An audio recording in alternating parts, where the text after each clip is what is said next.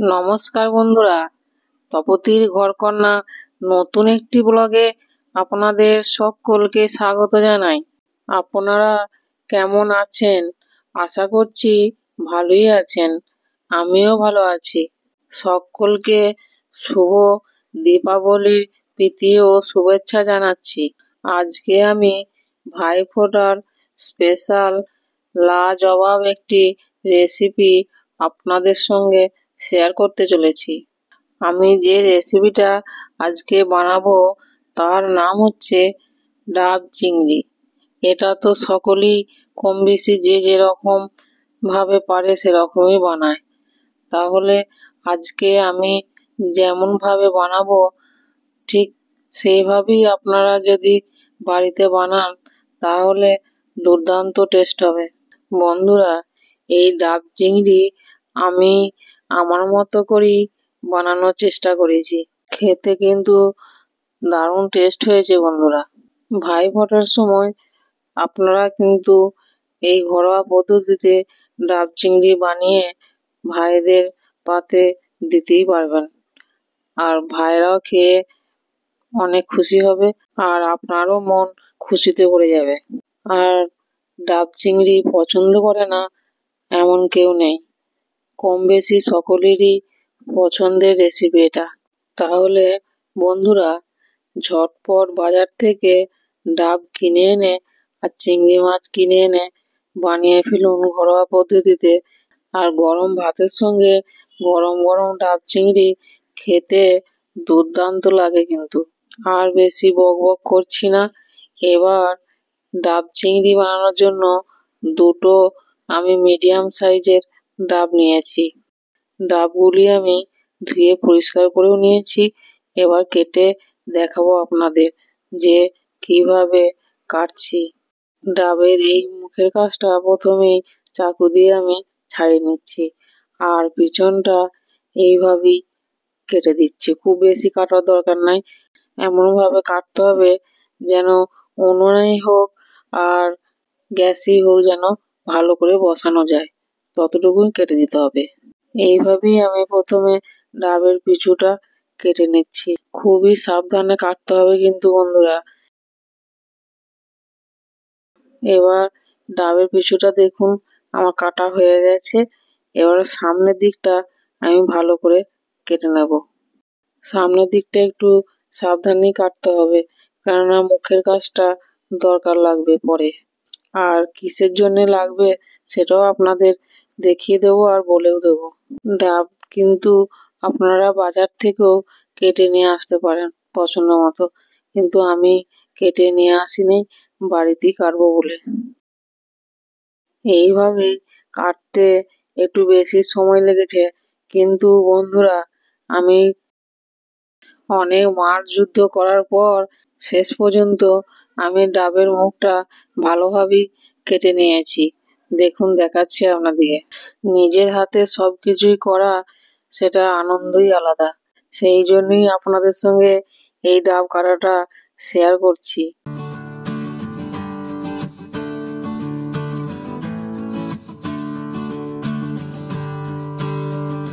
শেষ পর্যন্ত কিন্তু ডাবের মুখটা আমি কেটেই ফেলেছি দেখুন। এবার আমি ভিতর থেকে শাঁসটা বের করে নেব। তার জন্য চারিদিকে এইভাবে একটু দাগ কেটে নিচ্ছি, দিয়ে কেটে নেব। ডাবগুলো কিন্তু খুব কচিও নয় আবার খুব শাঁসওয়ালা নয়, একটু পাতলা পাতলা শাঁস আছে সেরকম ডাব নিয়েছি।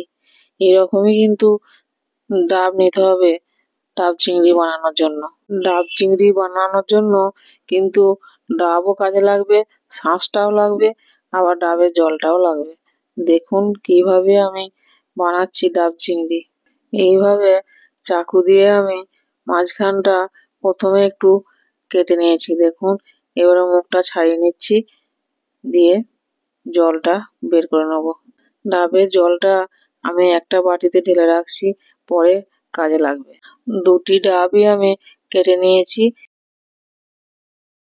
আর দুটি ডাবের জল আমি দুটি বাটিতে ঢেলে নিয়েছি।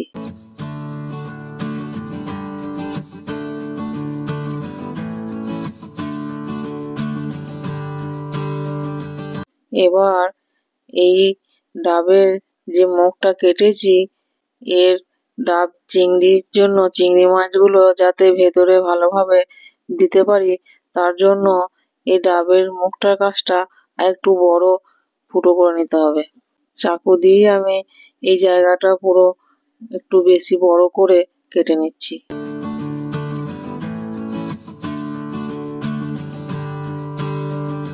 মুখের কাছটা কাটা হয়ে গেছে।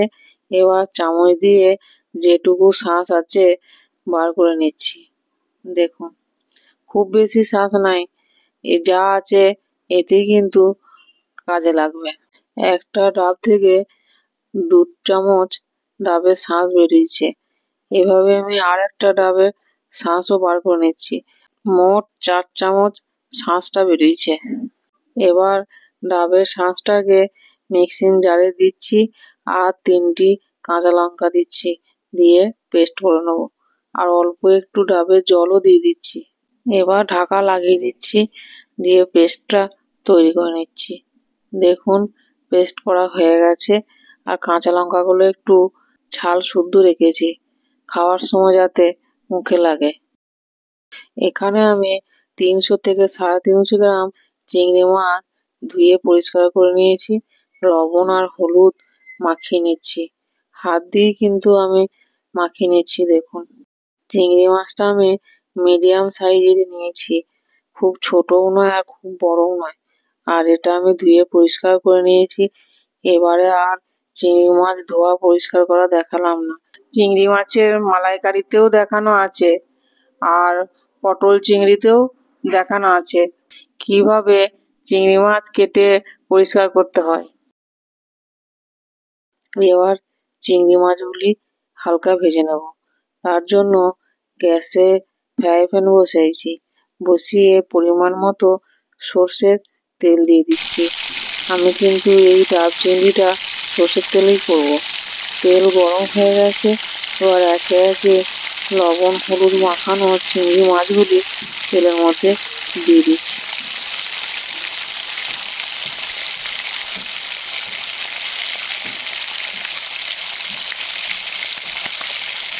চিংড়ি মাছগুলি 1 পিঠ হয়ে গেছে ভাজা, আর 1 পিঠ উল্টে দিচ্ছি। খুব বেশি লাল লাল করে ভাজার দরকার নেই, যখন একটু কালার আসবে তখনই উল্টে দিতে হবে। আর 2 পিঠই হয়ে গেলে তুলে নিতে হবে। দেখুন, এইভাবেই আমি কিন্তু হালকা করে ভেজে নিচ্ছি, খুব বেশি কড়া করে ভাজবো না, তাহলে চিংড়ি মাছের স্বাদটাই পাল্টে যাবে।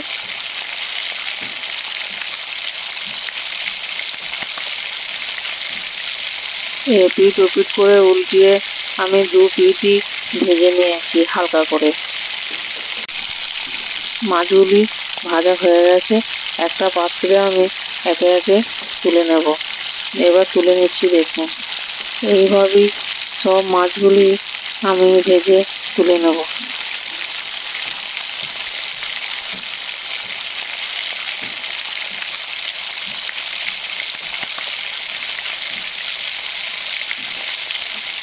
প্রথমে যে মাছগুলো দিয়েছিলাম সেইগুলোও তুলে নিয়েছি, আর তারপরে আমি সব একে একে মাছগুলি ভেজে তুলে নিয়েছি। দেখুন, খুব বেশি ভাজি নাই। এবার আমি একটা মশলা তৈরি করে নেব।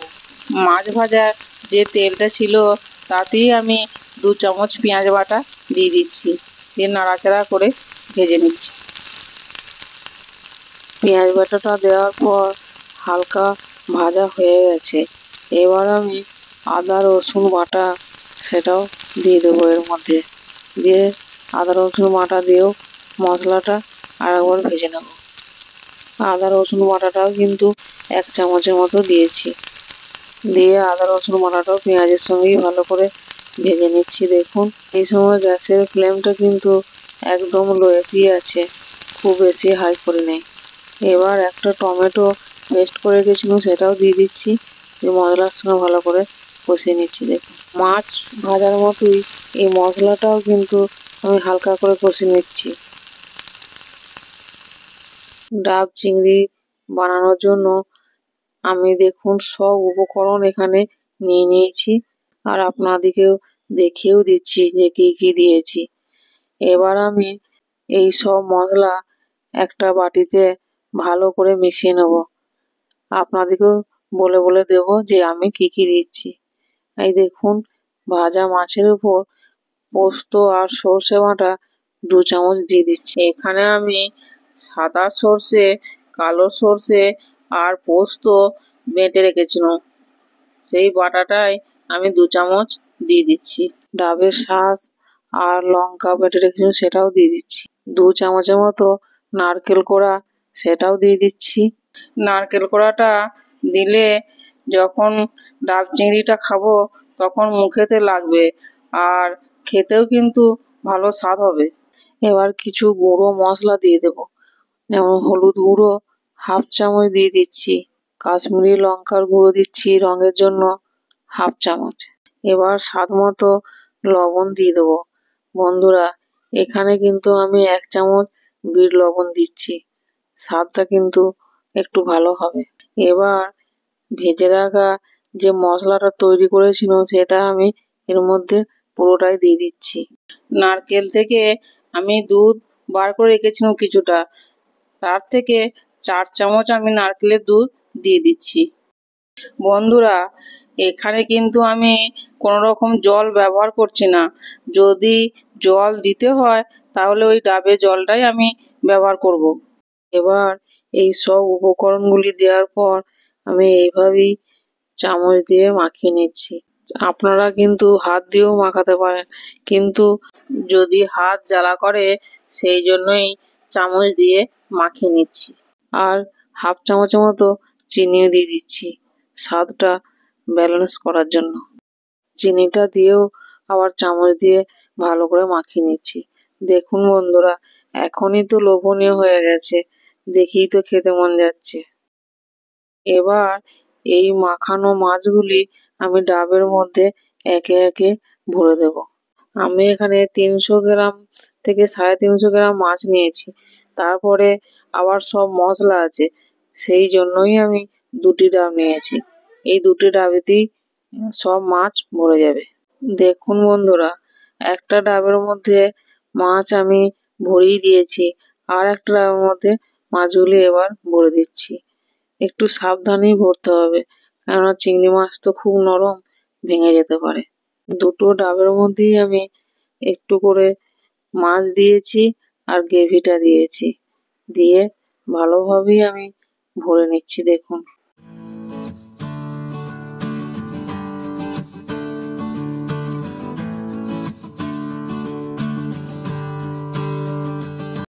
ডাবের মধ্যে মাছ আর গ্রেভি ভালোভাবেই দিয়ে দিয়েছি।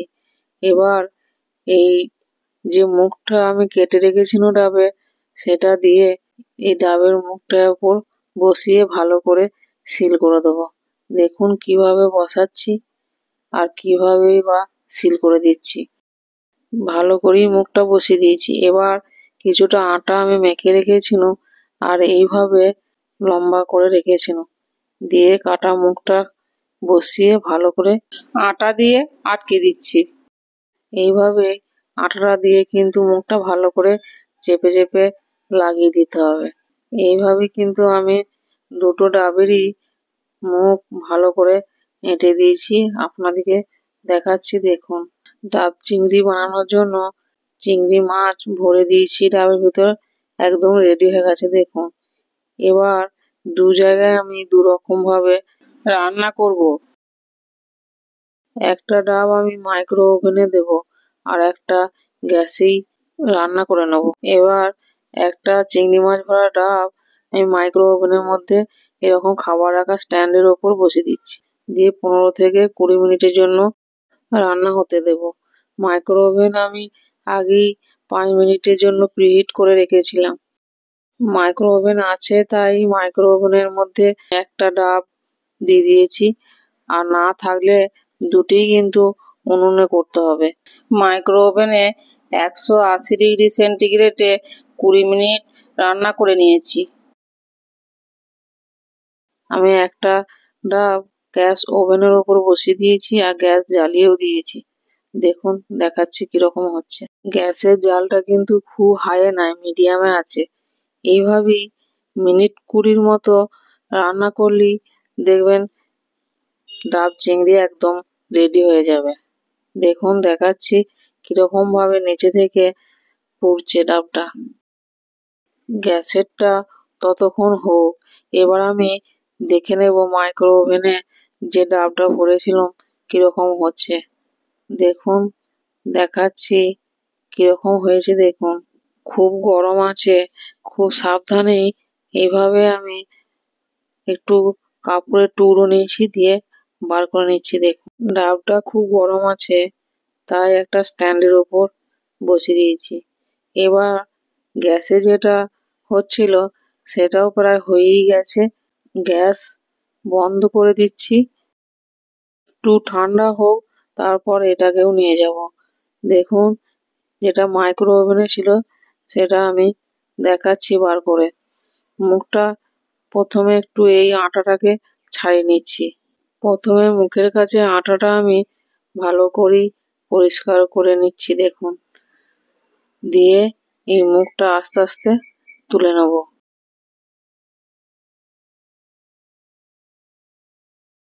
এবার মুখের ঢাকাটা তুলে নিয়েছি।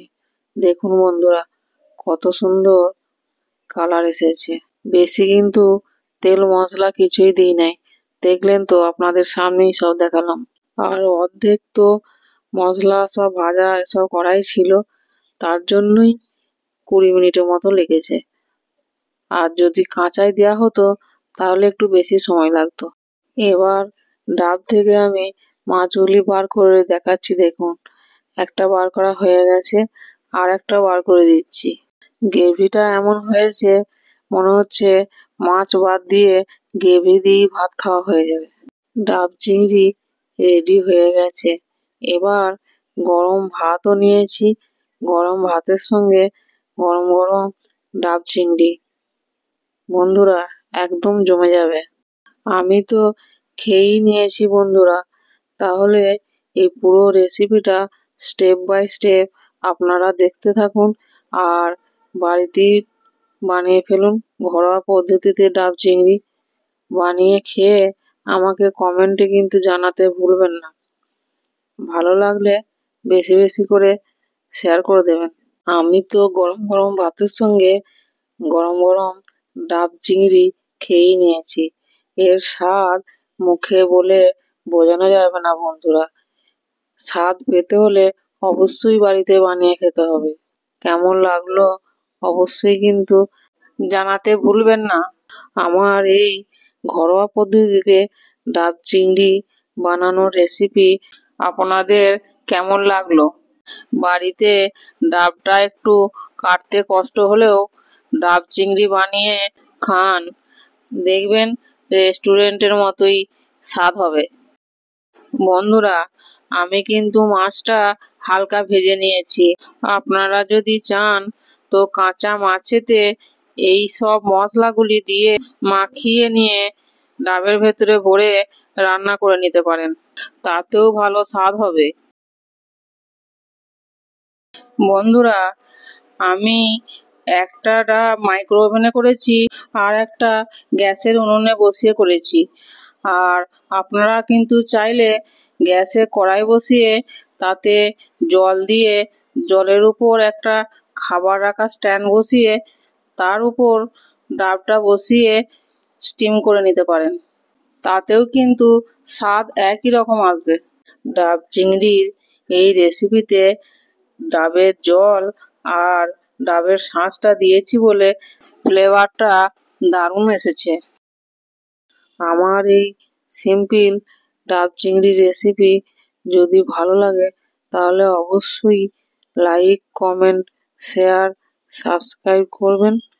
আর পাশে থাকা বেল বাটনটি প্রেস করতে ভুলবেন না যেন, যাতে আমি নিত্য নতুন ভিডিও দিলে সবার আগে আপনাদের কাছে পৌঁছে যায়। আজ এই পর্যন্তই। আবার দেখা হবে অন্য কোনো ব্লগে, অন্য কোনো রেসিপি নিয়ে। ততক্ষণ সকলেই ভালো থাকবেন, সুস্থ থাকবেন, সাবধানে থাকবেন। আর দীপাবলি খুব ভালো কাটুক আপনাদের।